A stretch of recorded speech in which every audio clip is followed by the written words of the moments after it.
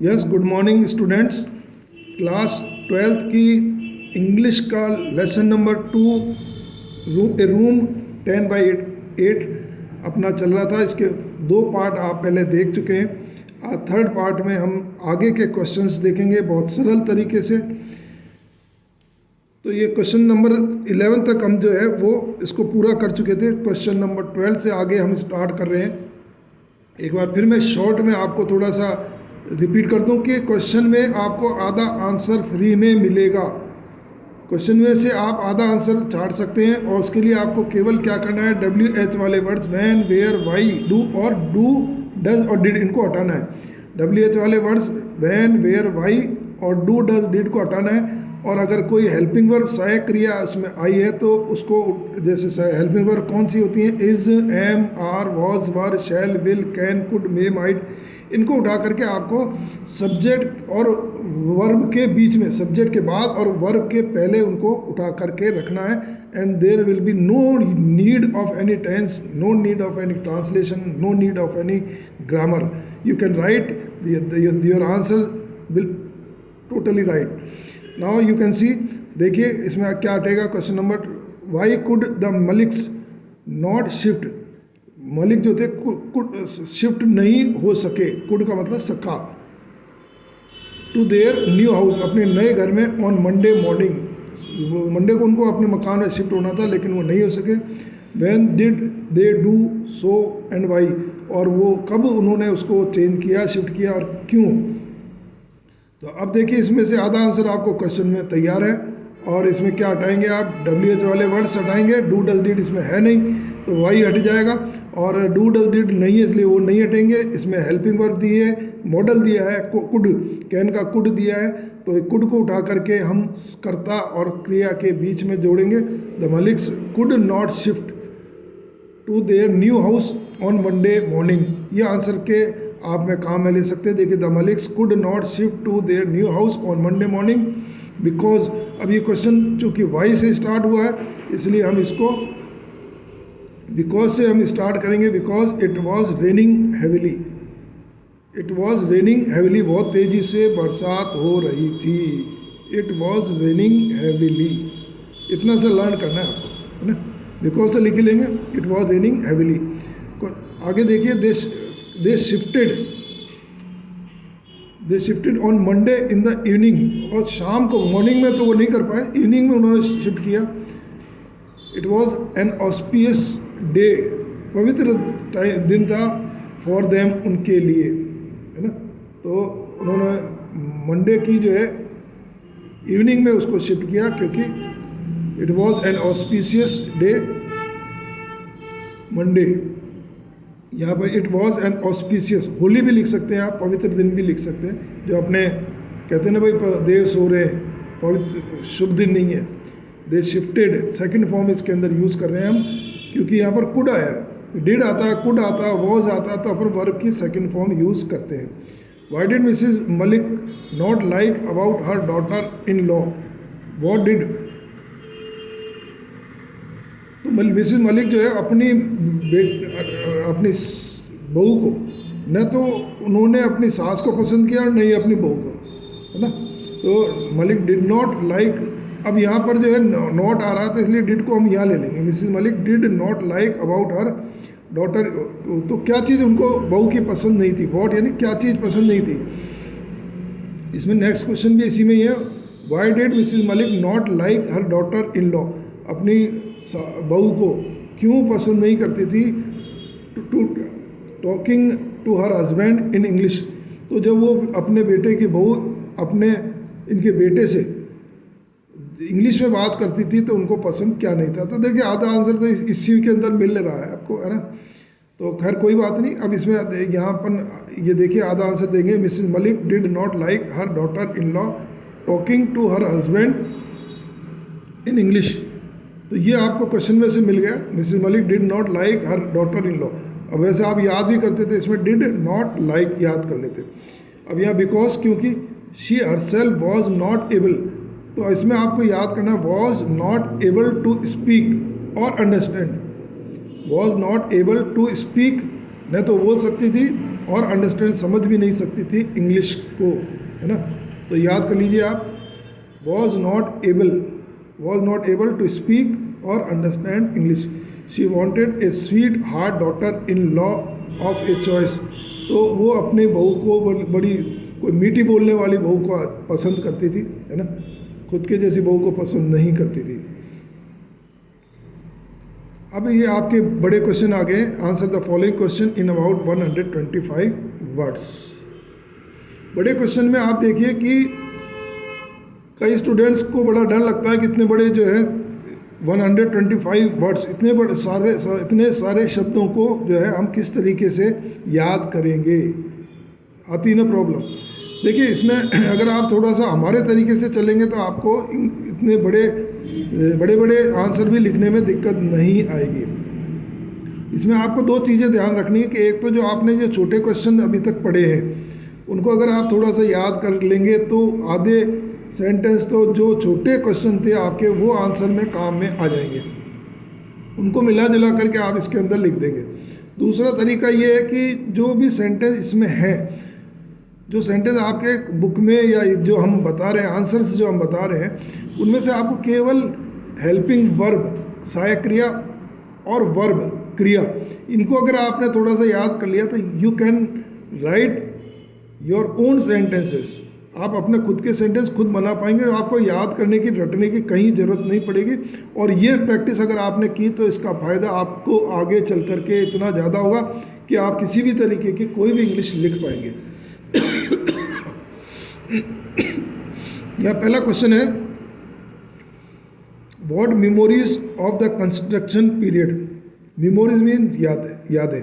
What memories कौन सी यादें of the construction यानी निर्माण का काम, पीरियड समय, of the house came crowding, तो एकदम से आया, केम आया, क्राउडिंग यानी भीड़ करता हुआ, टू मिसेस मलिक्स माइंड उनके दिमाग में, वाइल सिटिंग जबकि बैठी हुई थी, in the back seat of the car में बैठ करके जब वो अपने बेटे और बहू के साथ जा रही थी तो उनको पुरानी यादें अचानक से यादें आई। क्यों यादें आई? क्योंकि अब बेचारे पहले सास के लिए उन्होंने बुरा सोचा, अब उनकी बहू उनके लिए बुरा कर रही थी, तो उनको सारे का सारा पुराना जो था सीन वो सामने आने लगा।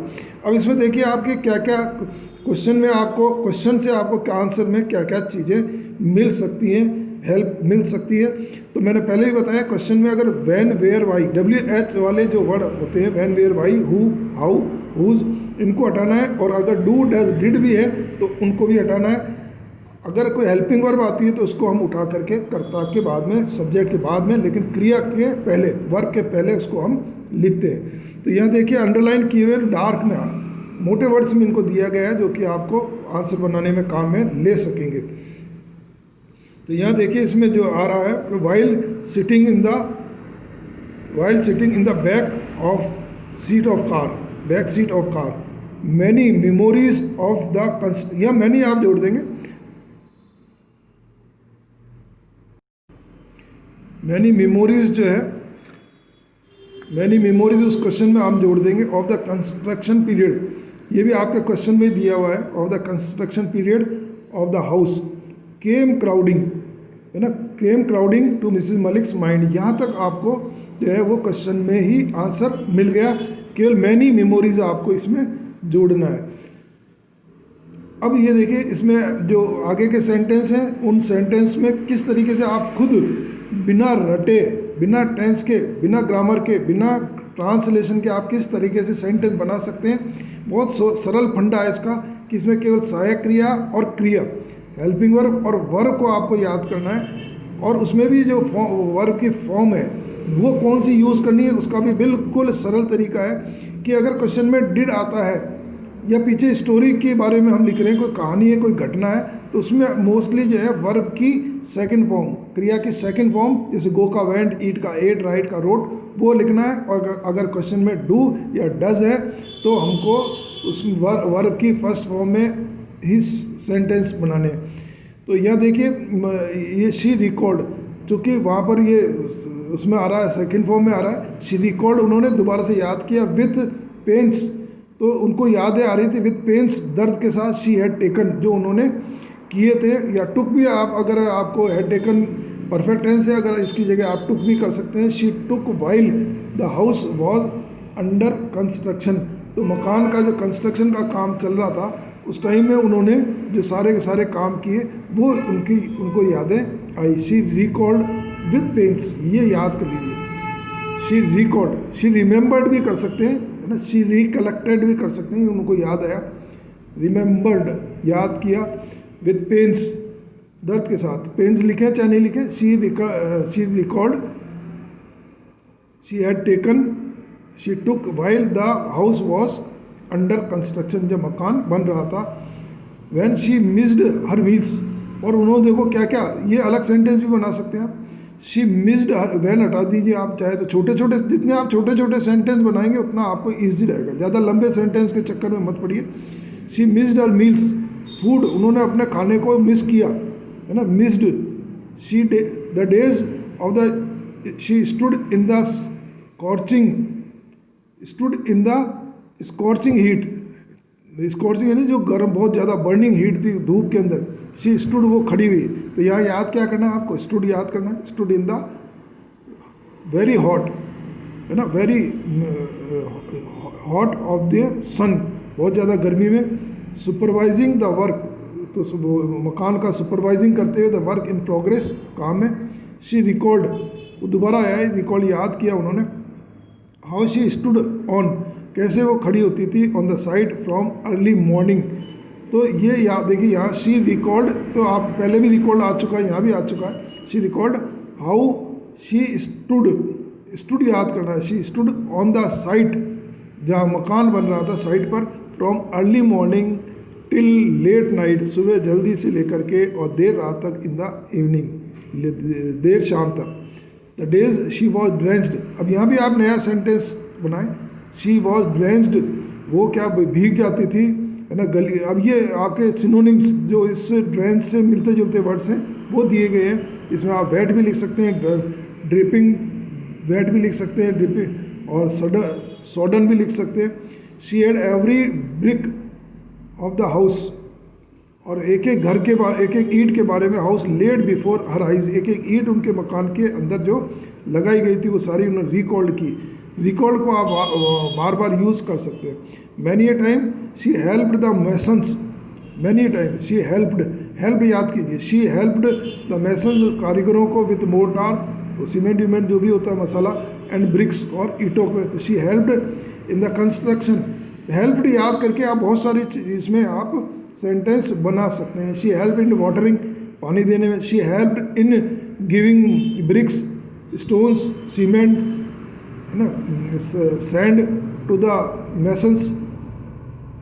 Many times she hold the rubber pipe, उन्होंने रबर पाइप को यूज़ किया, कौन सा, जो पानी देते हैं अपन। एंड स्प्रेड वाटर, जब ईंटों में पानी देना पड़ता है नमी के लिए। ऑन द प्लास्टर्ड वॉल्स, और प्लास्टर जो उस पर हुई, दीवारों के ऊपर, ईंटों पर, पत्थर पर, सीमेंट पर, मार्बल पर, बहुत सारे आप सेंटेंस इसमें बना सकते हैं। तो she spread water on the walls, she spread water on the bricks, she spread water on the roof, छत पे जब आरसीसी गिरती है।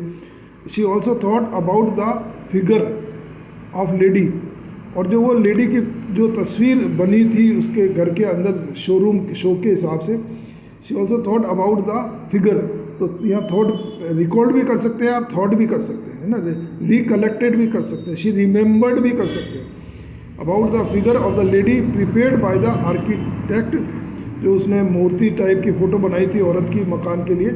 All these memories of the construction, ये क्वेश्चन का अपन रिपीट कर रहे हैं। All these memories of the construction period of the home haunted her mind, और वो उनके दिमाग को उन्होंने, इन सारी चीज़ों ने परेशान किया। तो ये देखिए आप, मैनी मेमोरीज, ये दोबारा रिपीट कर लीजिए। एक तो मैनी मेमोरीज पहले वाले सेंटेंस में आ जाएगा। शी रिकलेक्टेड, शी रिमेंबर्ड, कुछ भी आप यूज़ कर सकते हैं, है ना। With the pains had taken house under construction. She missed her food, खाने का उन्होंने जो है वो नुकसान उठाया, और धूप के अंदर खड़ी हुई उन्होंने सुबह से शाम तक, सुबह जल्दी से लेकर देर शाम तक वो वहाँ पर काम करती थी, बरसात में भीगी वो। Drench in the rainfall, she had every और एक एक जो ईंट उसमें लगी उसके बारे में शी रिमेंबर्ड, उनको याद में आया। She help to give mortar, bricks, cement वीमेंट, जो जो भी चीज़ें काम में आती है वो भी आप लिख सकते हैं। Many times she spread water to the walls and the plaster. She thought about the figure of the lady. ये सबसे ज़्यादा परेशान किया, वो जो लेडी की फिगर थी उसने। तो ये सारी चीज़ें आप केवल हेल्पिंग वर्ब और वर्ब को 2-3 बार रिपीट करेंगे तो आप सेंटेंस आगे सब्जेक्ट, आगे कर्ता को जोड़ते जाएंगे, पीछे उसके बाद सबसे पहले सब्जेक्ट, उसके बाद हेल्पिंग वर्ब, फिर वर्ब, और उसके बाद में कुछ भी आप उसमें जोड़ के अपने मन से जोड़ करके और बड़े क्वेश्चन के आंसर बड़े आसानी से दे सकेंगे। उम्मीद है आपको ये अच्छी लगी होगी वीडियो। आप इसको अपने फ्रेंड्स के साथ में ज़रूर शेयर कीजिए। देखिए आप आपस में जब डिस्कस करेंगे तो इसका आपको बहुत ज़्यादा लाभ मिलेगा। Thank you very much.